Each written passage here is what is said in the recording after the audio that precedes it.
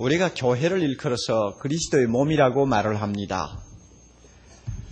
거룩한 하나님의 자녀들이 예수님의 몸의 지체가 되어서 하나의 아름다운 영적인 공동체를 이룬 것을 교회라고 우리는 말을 하는데, 이 교회 안에서 번번이 대두되는 심각한 문제 하나가 있다면 그것은 성도 간의 갈등이고 내적인 분열입니다.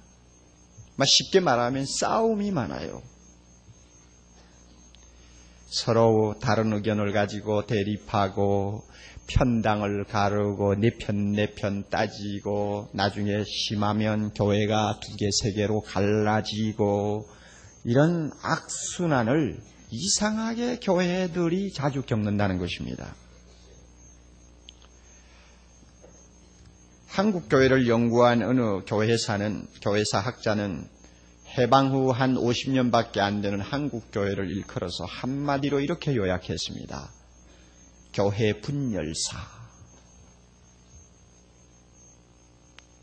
한국 교회를 연구하자니까 왜 분열했느냐 하는 그거 연구하면 한국 교회사 다 연구한다는 이야기입니다. 그러니 얼마나 이 수치스러운 이야기인지 모릅니다.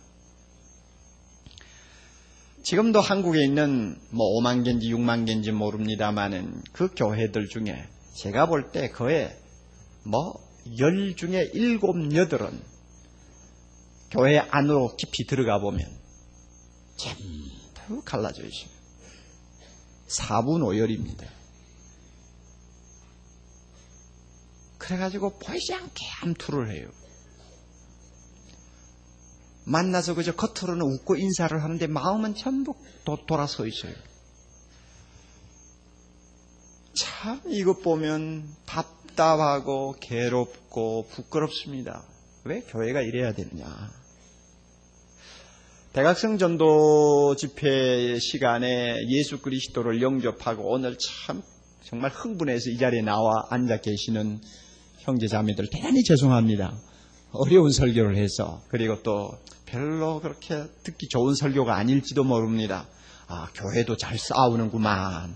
여러분 첫 주일 나와서 그걸 배우시면 제가 볼 때 나쁘지는 않다고 봅니다. 잘 싸우는구만. 그러니 내가 들어와서는 안 싸워야지. 이렇게 결심하면 여러분 신앙생활 참 잘할 수 있다고 생각합니다.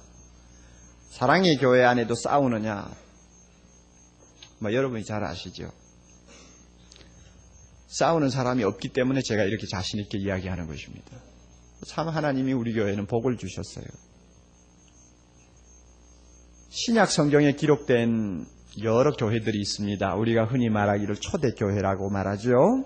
이 교회들 보면 이 교회들마다 이 분열의 상처를 안고 있는 것을 우리가 이리저리 엿볼 수 있습니다. 가장 대표적인 교회가 고린도 교회인데, 참 성령이 특별히 역사하셔서 방언을 하는 교인들이 태반이고 병 고치는 역사가 일어나고 예언을 하는 사람들이 한두 명이 아닌 그런 참 어떻게 보면 요란한 교회였는데 이상하게 잘 싸웠습니다. 그 중에 싸우게 된 원인 중에 하나는 지도자를 놓고 서로가 싸운 거예요. 나는 누구한테 세례받았다. 넌 누구한테 세례받았냐. 교회가 크면은 지도자가 여러 명 있을 수 있지 않습니까? 난 누구한테 전도받고 누구한테 제자 훈련 받았다. 난 누구 편이냐. 이러다가 보니까 내 편이 돼버린 것입니다. 그래가지고 막 싸워가지고 나중에는 고소까지 했어요. 얼마나 추태입니까? 갈라디아 교회는 좀 신학적인 문제를 가지고 내분이 일어난 케이스입니다. 율법을 지켜야 되느냐 안 지켜야 되느냐 하는 문제를 가지고 서로 물고 먹는 사태까지 벌어졌습니다. 그렇게 아름다운 교회로, 은혜가 많은 교회로 소문이 나 있던 빌립보 교회 안에도 똑똑한 여자 2사람이 반목이 되어가지고 교회가 화목이 되지 못했습니다. 유오디아라고 하는 여자, 그 다음에 순두개라고 하는 여자, 참 굉장히 똑똑했던 것 같습니다. 똑똑하면 마찰이 일어나게 되어 있습니다. 똑똑해도 하나가 똑똑하면 되는데 둘이 똑똑하니까 이제는 부딪히지요. 그럼 그 당시 교회가 크면 얼마나 컸겠어. 100명이 되겠어, 200명이 되겠어. 그 작은 공동체 안에서 똑똑한 여자가 둘이서 밥 먹으라니 결국 교회가 2갈래로 갈라지는 것입니다. 골로새 교회도 에베소 교회도 이와 같은 약간의 분열의 낌새를 우리가 느낄 수가 있습니다. 로마 교회는 어떻느냐? 이 로마서를 이제 받아 읽게 되어 있던 로마 교회도 이 문제가 있었습니다. 서로 화합을 잘 하지 못하는 두 그룹이 교회 안에 있었습니다.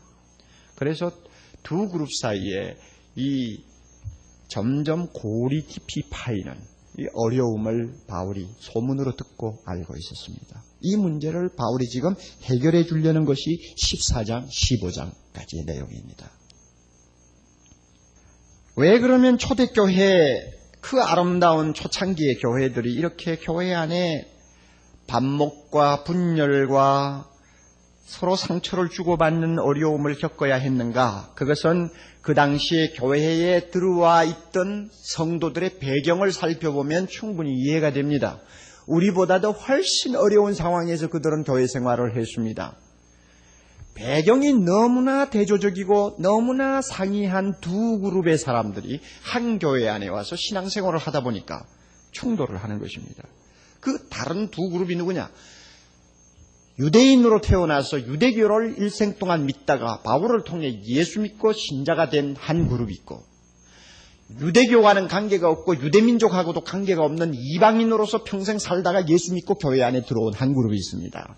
그러면 유대인 신자와 이방인 신자가 겉으로 보아서는 별 차이가 없는 것 같지만 내면으로 보면은 이것은 흰 색깔이요 검은 색깔이 다르듯이 너무나 대조적인 두 부류입니다.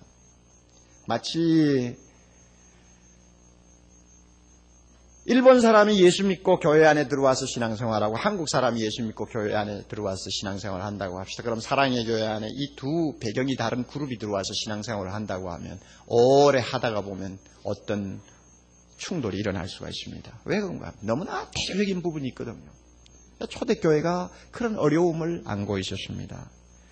자연히 유대인으로서 예수 믿게 된 사람들은 비록 예수를 믿었지만은 엄한 율법주의를 고수하던 옛날 버릇을 버리지 못하는 것입니다.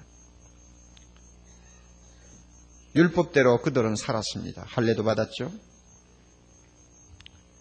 음식을 놓고 정하냐 부정하냐를 가려가면서 먹었죠. 그러니 수십 년 그렇게 해왔는데 갑자기 예수 믿었기 때문에 마음대로 먹어도 된다. 그게 빨리 납득이 안 되는 거예요. 그럼 예수 믿고 나서도 옛날처럼 안 먹었던 음식은 나쁘다고 안 먹고 먹는 음식은 먹고 그랬어요. 더욱이 로마 교회 안에는 좀 이상한 유대인들이 있었던 것 같아요. 좀 더 지나쳐서 고기를 먹으면 죄다. 경건하게 살려고 하면 채식을 먹어야 된다. 채식해야 된다. 이렇게 가르치고, 그래서 고기를 계속 먹는 사람을 아주 비판을 하는 이런 그룹들이 교회 안에 있었습니다. 굉장히 어렵지 않습니까?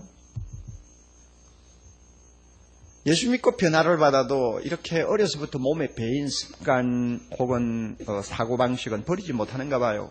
베드로도 예수 믿고 예수님 때문에 제자 중에 수제자가 된 사람이요 복음을 사방에 전하러 다니는 위대한 사도였지만은 음식 먹는 데는 역시 옛날 습관을 그대로 갖고 있는 것을 우리가 볼 수 있습니다. 하나님의 환상 중에 큰 보자기에다가 이 지구상에 하나님이 만들어놓은 막 각종 짐승, 곤충, 날짐승 막 그저 전부 짬뽕으로 잔뜩 담아가지고 베드로 앞에 내려놓았습니다. 그리고는 뭐라고 그랬어요? 잡아 먹으라 그랬단 말이에요. 베드로가 가만히 보자기 안을 보니까 먹어도 되는 짐승도 있고 곤충도 있지만은 도무지 손을 댈 수 없는 부정한 것들이 가득 들어있단 말이에요. 그러니까 베드로가 뭐라고 그랬어요? 하나님, 나는 지금까지 이런 거 먹어본 일 없습니다. 난 못 먹겠어요. 그랬습니다. 그랬더니 하나님이 뭐라고 했습니까? 내가 깨끗하다고 생각하고 먹으라는데 왜 네가 잔소리냐 그랬죠? 베드로가 복음을 받고 그리스도인이 되었지만은 음식 관계를 가지고 가리고 따지고 하는 습관을 못 버리고 있는 거 우리가 당장 알 수 있지 않습니까? 그러니 로마 교회 안에 있는 유대인 신자들이 이 율법을 못 버리고 거기에 매여가지고 종살이를 하고 있는 것입니다. 음식만이 아닙니다. 날을 지키고 절기를 지키는 문제도 그들은 율법에 매여 있었습니다. 안식일을 지키는 문제도 지켜야 된다고 그들은 생각했고, 안식일을 제 마음대로 살면 뭔가 불안해가지고 안절부절하는 사람들이었습니다. 유월절도 꼭 지켜야 된다고 그들은 생각했습니다. 유월절 필요 없다, 이제는 필요 없다 하는 사람 보면은 뭔가 불안해진단 말이에요. 그러니 자연히 율법을 고수하려고 하는 그룹하고 율법하고는 이제는 우리는 선을 그었다 하고 생각하는 사람하고 갈등이 자연히 일어날 수밖에 없었습니다. 이렇게 유대인들은 율법대로 음식이나 날을 가려가면서 지키고 먹고 하려고 하는데 반해서 로마 교회 안에 있는 이방인 신자들은 우리가 언제 율법 가지고 살았나, 예수 믿고 나면 이 모든 것에서 자유한다고 바울이 가르쳤는데 우리가 뭘 먹는 음식 가지고 따지느냐, 그들은 그렇게 생각합니다. 그러니까 자연히 안 맞는 거예요. 안식일을 지키는 문제도 너희들이나 지키라, 우리는 안식일 지킨다고 천당 간다고 생각 안 한다, 오직 예수 믿음으로 천당 가지, 우리가 그거 가지고 매이고 살 필요가 없다 이렇게 생각하니까 안식일 지켜야 된다는 유대인하고 반목이 생기는 것입니다. 따라서 음식이나 날에 매일 필요가 없다고 믿는 이방 신자들은 유대인 신자들을 멸시하기 시작했고, 뭐라고 멸시했겠어요? 믿음이 좋은 줄 알았더니 매여 사는구만 하고 멸시했고, 또 고기를 먹지 않고 안식일도 지키면서 사는 것이 경건한 신앙생활이라고 주장하는 유대인들은 그렇게 하지 못하는 이방 신자들을 보고 비판했습니다. 저것들이 저래가지고 경건생활한다고 입만 까가지고 돌아다니면서 사는 것 보면 아무것도 아닌 것들이 하고 막 욕을 했습니다. 그러니 서로가 이제 안 맞는 거지요. 그런데 재미있는 것은 바울은 이 두 부류의 사람들을 놓고 별명을 붙였는데, 뭐라고 별명을 붙였느냐 하면 1절부터 4절이 나오죠. 믿음이 연약한 자, 그 다음에 반대로 하면 무엇입니까? 믿음이 강한 자, 이렇게 이름을 붙였습니다. 참 재미있는 것 같아요. 다시 말하면 그들이 싸우고 반목하는 문제는 죄냐 죄가 아니냐에 걸리는 문제가 아니고 단순히 믿음이 좋으냐 믿음이 약하냐에 따라서 일어나는 문제라고 본 것입니다. 그것은 진리냐 진리가 아니고 비진리냐 하고 논할 문제거리가 안 된다는 말입니다. 성경적으로 볼 때 그것은 본질적인 문제가 아니고 전부 다 부수적인 문제라는 이야기입니다. 유대인들이 그렇게 중요하게 여기는 음식 가려 먹는 방법, 절기를 지키고 안식일을 지키는 것은 하나님께서 예수님이 오실 때까지 잠깐 허락했던 그림자 같은 제도들이란 말입니다. 그러므로 예수님이 오셨고 그 예수님 때문에 구원받은 하나님의 자녀라면 그런 그림자 같은 제도에서는 훌훌 벗어버리고 자유할 수 있어야 되는데 자유하지를 못하니까, 그걸 안 지키면 불안해지니까 그 사람들을 일컬어서 너희들은 너희들은 잘못했다 하지 않고 뭐라고 그래요? 믿음이 약해서 그렇다, 이렇게 이제 표현하는 것입니다. 반면에 예수 안에서 날이니 음식이니 그런 거 구애받지 않고 자유스럽게 우리는 하나님을 섬길 수 있다고 생각하고 믿고 행동하는 사람을 놓고는 바울이 믿음이 강한 자라고 그랬습니다. 강하니까 그렇게 자유를 누릴 수 있는 것이죠. 그렇지만 양편 다 꼭 알아야 될 것은 너희들이 싸우는 문제는 진리냐 비진리냐 죄냐 죄 아니냐의 관계는 아니라는 것, 이것을 분명히 이야기하는 것입니다. 유대인들은 옛버릇을 못 버리는 믿음이니까 그들의 믿음은 약할 수밖에 없죠. 뭘 지키고 안 지키고가 믿음보다 앞선다고 생각하니까 그들의 믿음은 약한 것입니다. 믿음과 행위의 차이를 선명하게 깨닫지를 못하고 있으니까 믿음이 약한 것입니다. 예수님이 자기들의 손에 들려준 자유도 불안해서 잘 누리지를 못하니까 믿음이 약한 사람들입니다. 하나님과의 관계를 놓고도 은혜로 풀지 못하고 자기 어떤 지키고 안 지키는 노력을 가지고 풀려고 하는 사람들이니까 믿음이 약할 수밖에 없는 것입니다. 하나님이 자기를 위해서 무엇을 해주셨느냐 하는 점에 대해서는 눈이 좀 어둡고, 내가 하나님을 위해서 무엇을 하느냐에 대해서 자꾸 신경을 쓰는 사람들이니까 그 사람 믿음이 약한 사람들이죠. 그렇지만 그런 모든 것에서 벗어나서 자유스럽게 하나님을 정성을 다해서 섬기는 자들은 믿음이 강한 사람이라고 할 수밖에 없습니다. 고기를 먹었다고 해서 가책받는 것도 없고, 안식일을 지키지 않았다고 해서 그것 때문에 자기가 지옥 간다고 생각지도 않는 사람이고, 나는 예수 안에서 예수의 공로로 구원 얻는다고 생각하고 자유스럽게 신앙생활을 하니까 믿음이 강한 사람이죠. 그렇게 믿음이 강한 사람들에게는 항상 자신 있게 말하는 것이 있습니다. 예수님은 율법의 완성이시다. 율법 아래 매인 우리를 자유케 하셨다. 그래서 로마서 8장 28절 그대로 그러므로 사람이 의롭다 함을 받는 것은 율법의 행위에 있지 않냐고 어디에 있습니까? 믿음으로 되는 줄 우리가 아노라. 갈라디아 5장 1절 그리스도께서 우리를 자유케 하시려고 자유를 주셨으니 그러므로 굳세게 서서 다시는 종의 멍에를 매지 말라고 한 이런 말씀들이 그들에게 있어서는 삶의 지침이 되었던 것입니다. 그러니까 그런 말씀을 붙들고 어느 곳에서도 매이지 않으니까 자유인이니까 믿음이 강한 자죠.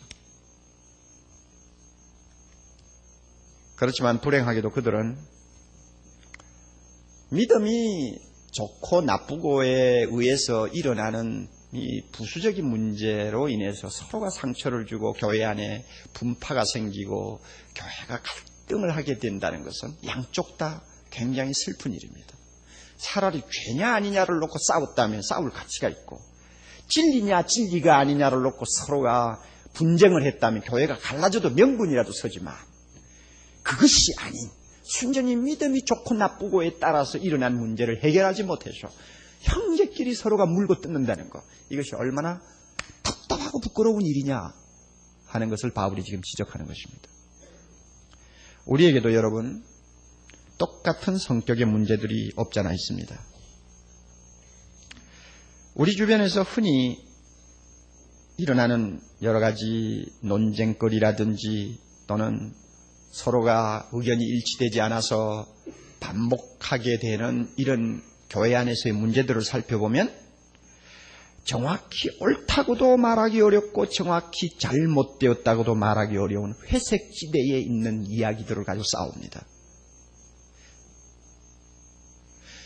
진리냐 비진리냐를 놓고 따질 만한 문제가 아닌 것들을 가지고 싸웁니다. 죄도 아니고 죄가 되는 것도 아닌데 마치 죄가 되는 것처럼 그 문제를 놓고 싸운단 말입니다. 이런 것들은 어디까지나 회색지대에 속하는 이야기들이기 때문에 결국 견해 차이가 있기 마련입니다. 의견 차이가 생겨요. 자기가 자라난 어떤 환경이나 자기가 몸에 익힌 습관 같은 데 따라서 또 자기가 어떤 교파의 어떤 교회에서 신앙생활을 했느냐의 배경 때문에 똑같은 문제를 놓고도 보는 시각이 달라질 수가 있고 의견이 달라질 수가 있는 것입니다. 그러므로 이런 문제에 대해서는 서로가 싸워서는 안 되는 문제인데 자기가 생각하는 자기가 알고 있는 견해가 마치 성경의 진리인 것처럼 들고 나와서 다른 형제를 비판하고 욕하니까 결국 교회 안에서 싸움이 벌어지는 것입니다. 이런 견해 차이 때문에 교회 안에 가만히 보면 보수파가 있고 진보파가 있고 강경파가 있고 온건파가 있고 이렇게 생기는 것입니다. 그리고 좀 강경한 입장을 고수하는 사람들이 좀 목소리를 크게 높입니다. 왜? 좀 보수적이고 강경한 것처럼 외골로 믿는 사람처럼 보이는 사람들은 다른 사람 보기에 믿음이 좋아 보이지 않습니까? 그리고 그들은 철저하게 믿는다는 소리를 듣죠. 이러다가 보니 그들의 소리가 커지는데 오늘날 한국교회 과거를 돌이켜보면 이런 사람들 때문에 교회가 얼마나 상처를 입었는지 모릅니다. 잘 믿는다는 사람들 때문에. 그러면 분명히 진리 때문에 그들이 그렇게 돋보였느냐? 아니요. 자기의 어떤 사소한 견해가 마치 하나님의 말씀인 것처럼 돋보였기 때문에 그것으로 인해서 거기에 동조하지 않는 사람, 거기에 따라오지 못하는 사람들은 모두가 그저 무더기로 정죄를 받는 이런 살벌한 분위기가 과거 한국교회가 걸어온 분위기입니다. 제가 중고등학교 때 같은데요. 그 교회 목사님은 교인들에게 어떻게 가르쳤느냐 하면 주일날, 적어도 주일날에는 그래도 예수 믿고 중생을 받았다고 하는 사람이면 반드시 1시간 기도해야 된다. 반드시 1시간 동안 성경 읽어야 된다. 그것도 못하는 것이 무슨 신자냐? 이런 식으로 가르쳤어요. 그러니까 교회 안에서 이제 성도들끼리 모이면 야, 너 몇 시 일어나서 성경 봤니? 몇 장 봤어? 1시간 기도했니? 이러고 서로 쑥덕쑥덕 합니다. 그러면 1시간 기도하고 1시간 성경 본 사람들은 신이 나가지고 내가 새벽 5시부터 일어나서 7시까지 성경 보고 기도했는데 오늘 기분이 얼마나 좋은지 모른다. 야, 신난다. 그런데 그렇게 못한 사람은 기가 죽어가지고 야, 오늘 내가 이거 안식일도 제대로 못 지키는 거고 나는 신앙생활 바로 못하는 거구나. 자, 이런 식으로 이 의식이 자꾸 바뀝니다.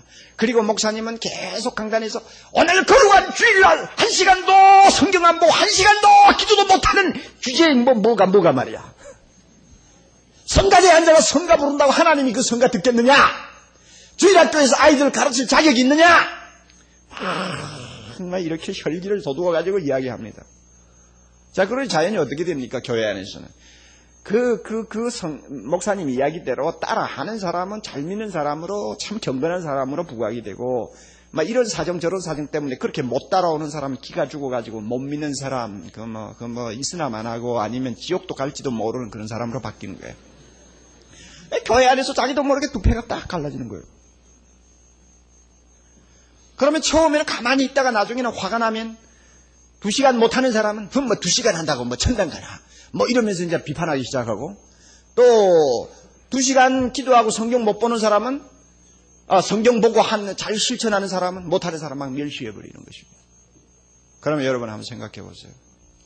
성경 어디에 주일날 아침에 1시간 기도하고 1시간 성경 보라는 데 있어요? 그게 성경적입니까? 그건 목사의 생각이에요. 목사의 생각.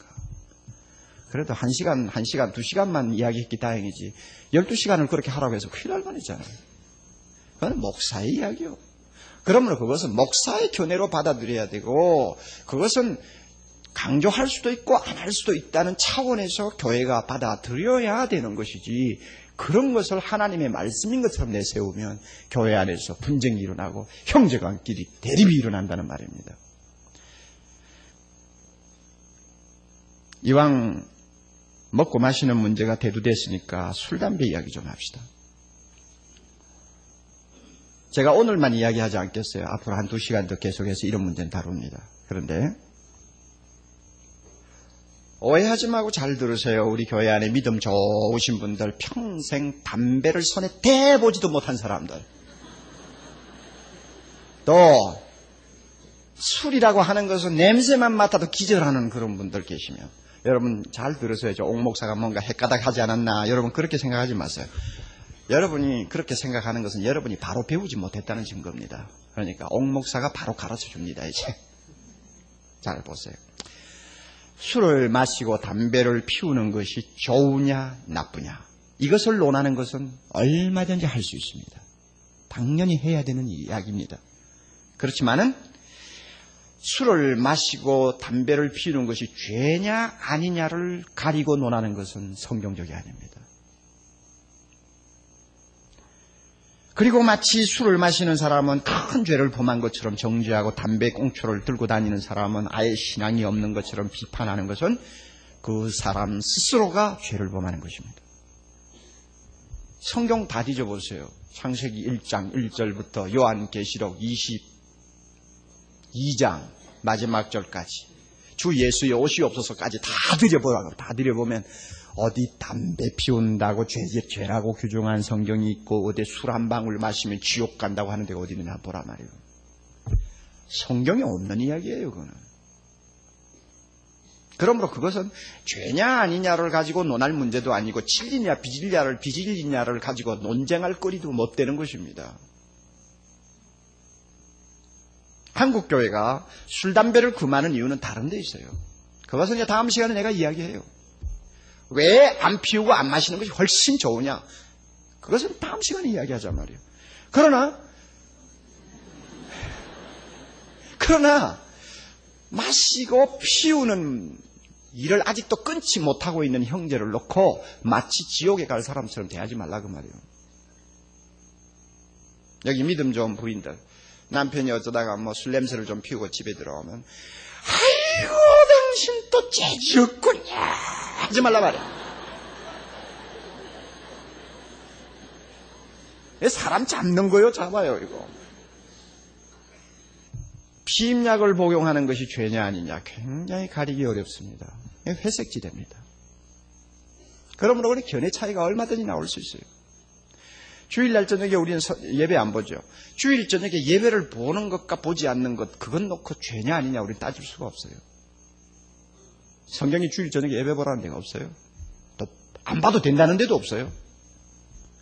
복음 성가를 가지고 대배 중에 막 교인들이 박수치면서 하는 것이 옳으냐 그러냐고 따질 아무런 근거가 없어요. 그런데 그런 문제를 가지고 서로가 의견 대립이 되고 갈등을 한다면 얼마나 답답한 일이냐 그 말입니다. 날 문제가 나왔으니까 주일 성수에 대해서 한마디 합시다. 이것도 앞으로 한두 시간 더 이야기합니다. 유대인들은 안식일을 토요일날 지켜야 된다고 강조하고 6월절도 지켜야 된다고 그들은 주장했습니다. 예수를 믿으면서도 그 버릇을 못 고쳤어요. 그런데 이방인들은 그런 거 안 지켜도 된다고 생각했습니다.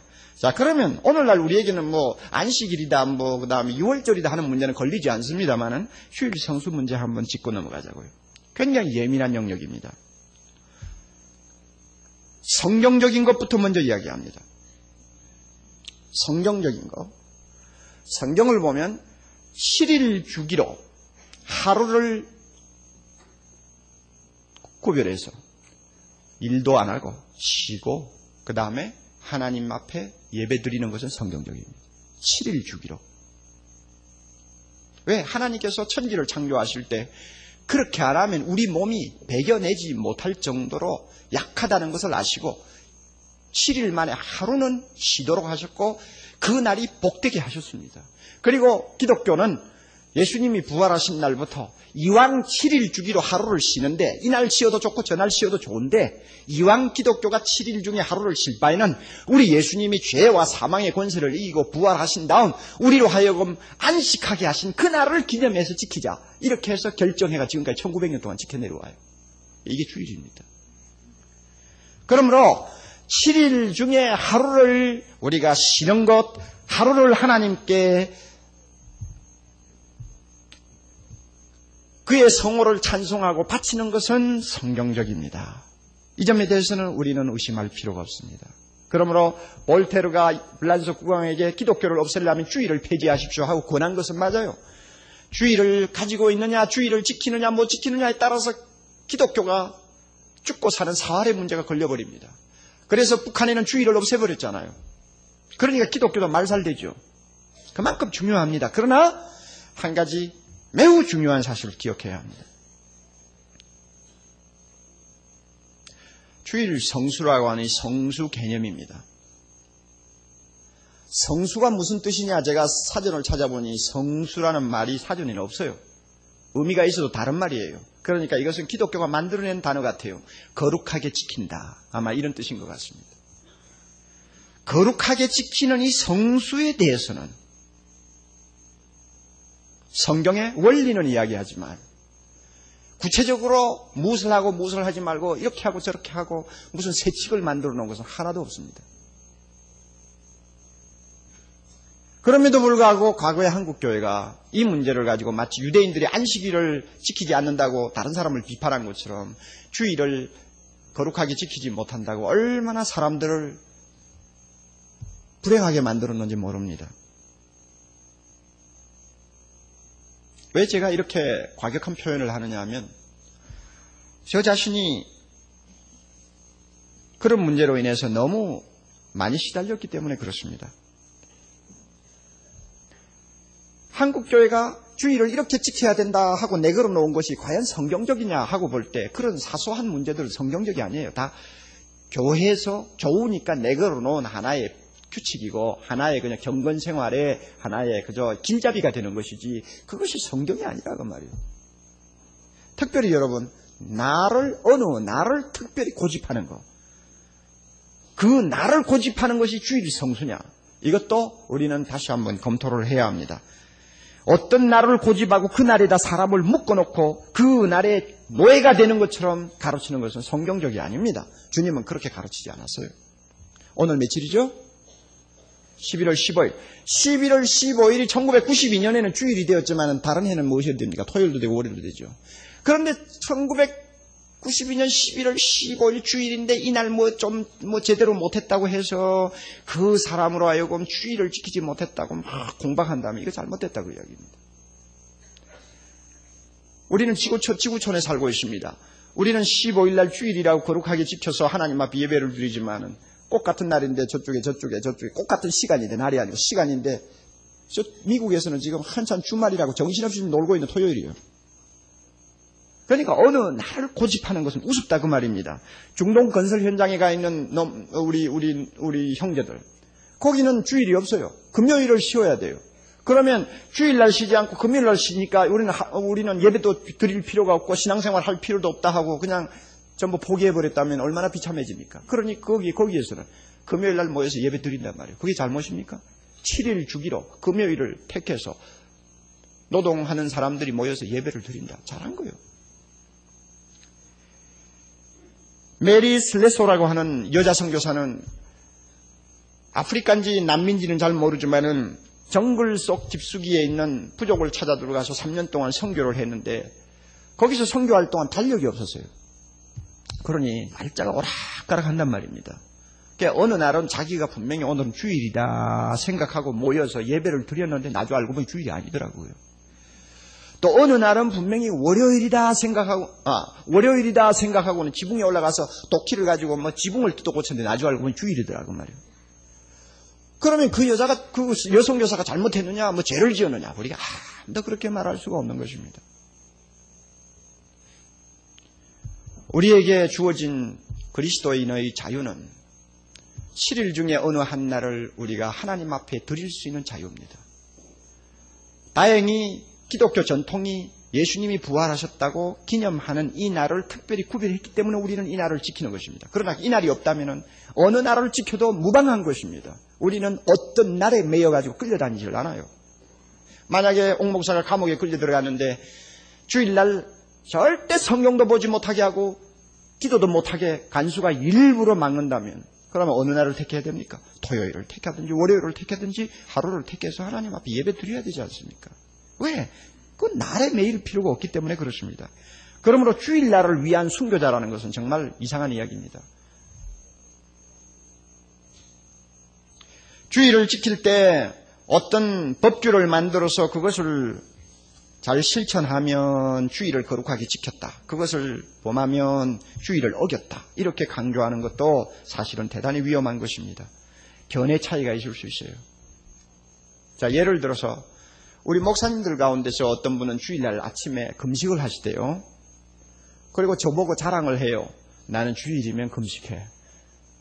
주일날 설교 3번 하는데 아침에 뭘 조금 마시든지 먹고 나오면은 속이 답답해가지고 설교가 안 나와. 그래서 나는 금식하고 나오면 그렇게 은혜가 돼.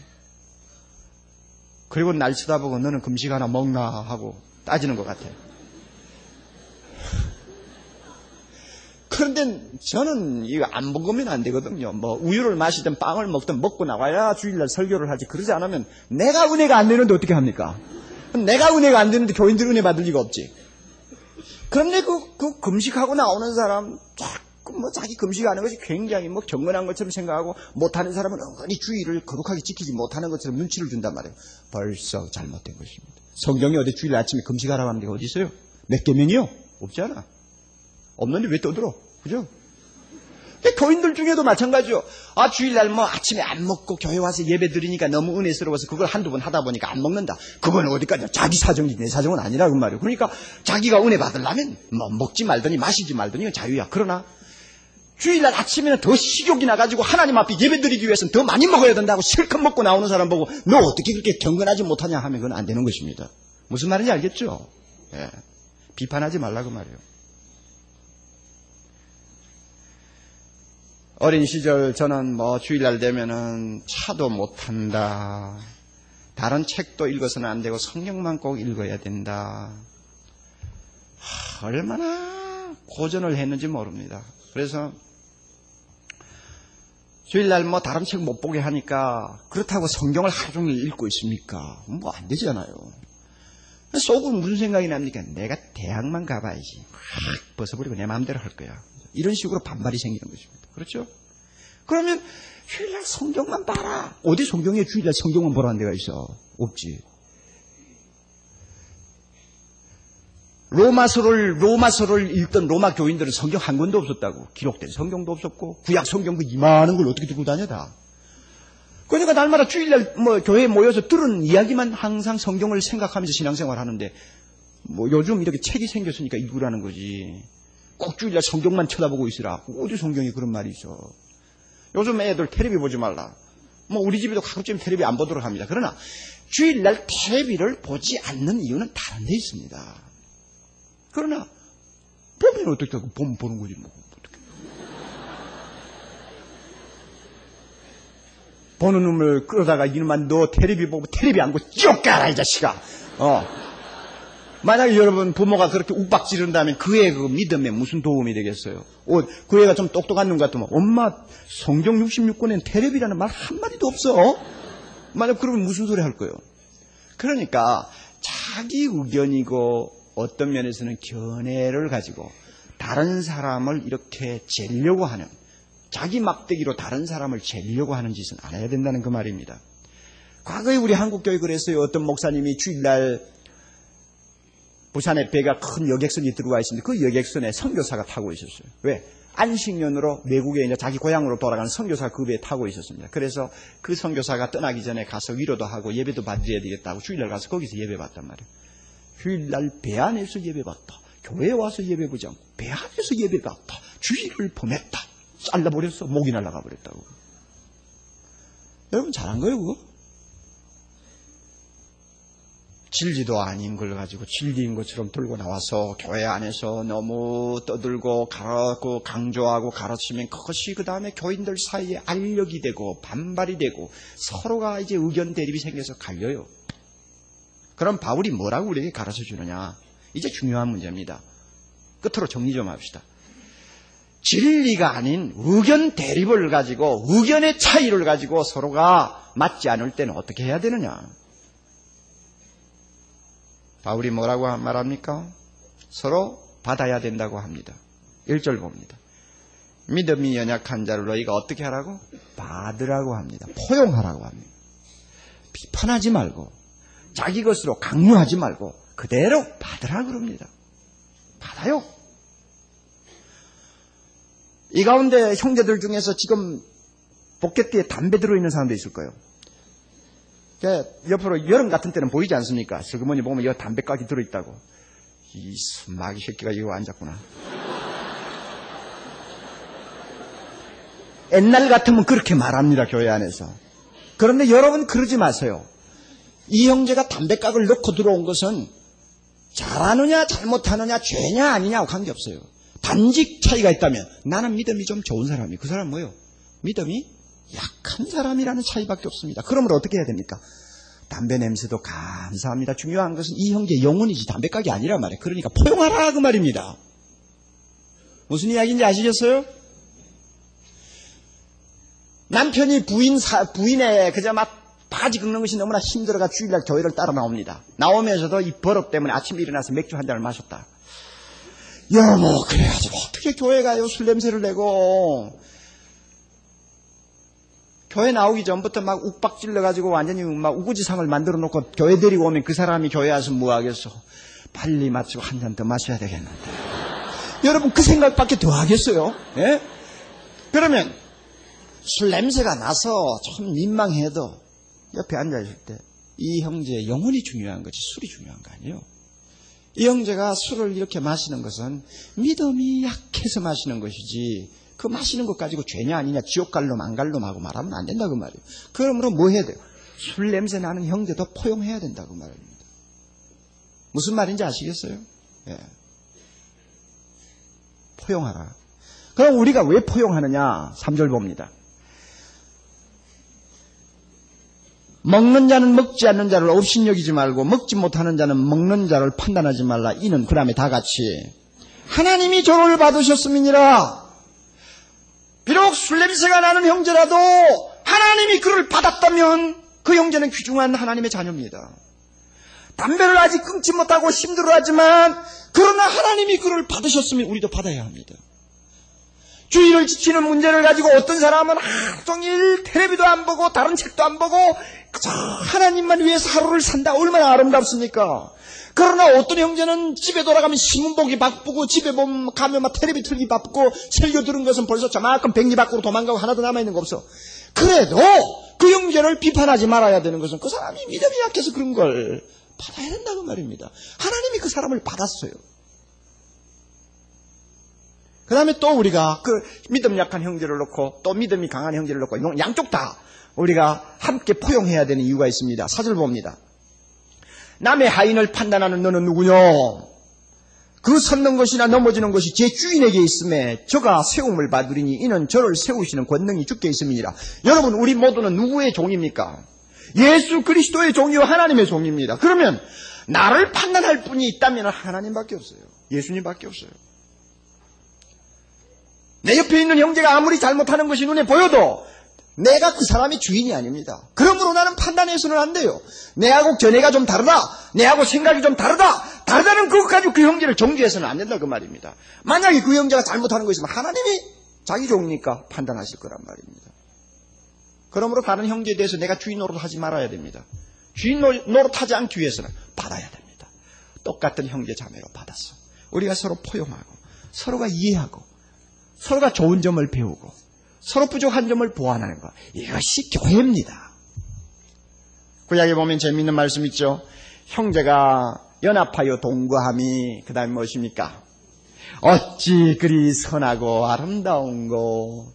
형제가 교회 안에서 예수 그리스도 이름으로 하나가 되어서 한 몸이 되어서 사랑하면서 아끼면서 함께 울고 함께 웃는 아름다운 공동체를 이루고 사는 것이 얼마나 선하고 아름다우냐 말입니다. 이 선하고 아름다움을 진리도 아닌 어떤 의견을 가지고 깨트리고 해치는 것은 자기 자신을 위해서도 불행한 일이요 교회를 위해서도 슬픈 일입니다. 그러므로 사랑하는 형제자매 여러분, 우리 서로 함께 포용합시다. 받읍시다. 받아요. 받고 그 형제에게 주인 노릇하지 맙시다. 그에게 뭔가 좀 눈에 거슬리는 거 있어도 그것이 죄고 아니고의 관계가 아닌 이상은, 문제가 아닌 이상은 그 형제의 약한 믿음을 우리가 이해해 주는 사람이 된다면 사랑의 교회가 주님 오시는 날까지 형제가 서로 연합하여 동거하는 아름다움을 잃지 아니할 것으로 저는 분명히 확신합니다. 하나님께서 이와 같은 은혜를 주시기를 바랍니다. 다 같이 기도하십시다. 은혜로우신 하나님 아버지, 사랑의 교회 귀한 형제자매들을 불러주시고 예수 그리스도의 몸을 이루게 하심을 감사합니다. 진리도 아닌 것을 가지고 자기 의견을 가지고 견해 차이를 가지고 오늘날까지 마귀는 교회를 얼마나 많이 분열시켰는지 모릅니다. 하나님 이와 같은 시험이 사랑의 교회에 들어오지 않도록 하시고 형제가 서로 포용하고 받아주고 이해해주고 믿음 약한 자의 약함을 내가 짊어지는 아름다운 교회 되게 해 주시옵소서. 예수님 이름으로 기도하옵나이다. 아멘. 우리가 교회를 일컬어서 그리스도의 몸이라고 말을 합니다. 거룩한 하나님의 자녀들이 예수님의 몸의 지체가 되어서 하나의 아름다운 영적인 공동체를 이룬 것을 교회라고 우리는 말을 하는데, 이 교회 안에서 번번이 대두되는 심각한 문제 하나가 있다면 그것은 성도 간의 갈등이고 내적인 분열입니다. 쉽게 말하면 싸움이 많아요. 서로 다른 의견을 가지고 대립하고 편당을 가르고 내 편 따지고 나중에 심하면 교회가 2개, 3개로 갈라지고 이런 악순환을 이상하게 교회들이 자주 겪는다는 것입니다. 한국 교회를 연구한 어느 교회사 학자는 해방 후 한 50년밖에 안 되는 한국 교회를 일컬어서 한마디로 이렇게 요약했습니다. 교회 분열사. 한국 교회를 연구하자니까 왜 분열했느냐 하는 그거 연구하면 한국 교회사 다 연구한다는 이야기입니다. 그러니 얼마나 이 수치스러운 이야기인지 모릅니다. 지금도 한국에 있는 5만 개인지 6만 개인지 모릅니다만은 그 교회들 중에 제가 볼 때 거의 10 중에 7, 8은 교회 안으로 깊이 들어가 보면 전부 갈라져 있어요. 사분오열입니다. 그래가지고 보이지 않게 암투를 해요. 만나서 그저 겉으로는 웃고 인사를 하는데 마음은 전부 돌아서 있어요. 참 이것 보면 답답하고 괴롭고 부끄럽습니다. 왜 교회가 이래야 되느냐. 대각성 전도 집회 시간에 예수 그리스도를 영접하고 오늘 참 정말 흥분해서 이 자리에 나와 앉아 계시는 형제 자매들 대단히 죄송합니다. 어려운 설교를 해서, 그리고 또 별로 그렇게 듣기 좋은 설교가 아닐지도 모릅니다. 아, 교회도 잘 싸우는구만. 여러분 첫 주일 나와서 그걸 배우시면 제가 볼 때 나쁘지는 않다고 봅니다. 잘 싸우는구만. 그러니 내가 들어와서는 안 싸워야지. 이렇게 결심하면 여러분 신앙생활 참 잘할 수 있다고 생각합니다. 사랑의 교회 안에도 싸우느냐? 여러분이 잘 아시죠? 싸우는 사람이 없기 때문에 제가 이렇게 자신 있게 이야기하는 것입니다. 참 하나님이 우리 교회는 복을 주셨어요. 신약 성경에 기록된 여러 교회들이 있습니다. 우리가 흔히 말하기를 초대교회라고 말하죠. 이 교회들 보면 이 교회들마다 이 분열의 상처를 안고 있는 것을 우리가 이리저리 엿볼 수 있습니다. 가장 대표적인 교회가 고린도 교회인데 참 성령이 특별히 역사하셔서 방언을 하는 교인들이 태반이고 병 고치는 역사가 일어나고 예언을 하는 사람들이 한두 명이 아닌 그런 참 어떻게 보면 요란한 교회였는데 이상하게 잘 싸웠습니다. 그 중에 싸우게 된 원인 중에 하나는 지도자를 놓고 서로가 싸운 거예요. 나는 누구한테 세례받았다. 넌 누구한테 세례받았냐. 교회가 크면은 지도자가 여러 명 있을 수 있지 않습니까? 난 누구한테 전도받고 누구한테 제자훈련 받았다. 넌 누구 편이냐. 이러다가 보니까 내 편이 돼버린 것입니다. 그래가지고 막 싸워가지고 나중에는 고소까지 했어요. 얼마나 추태입니까?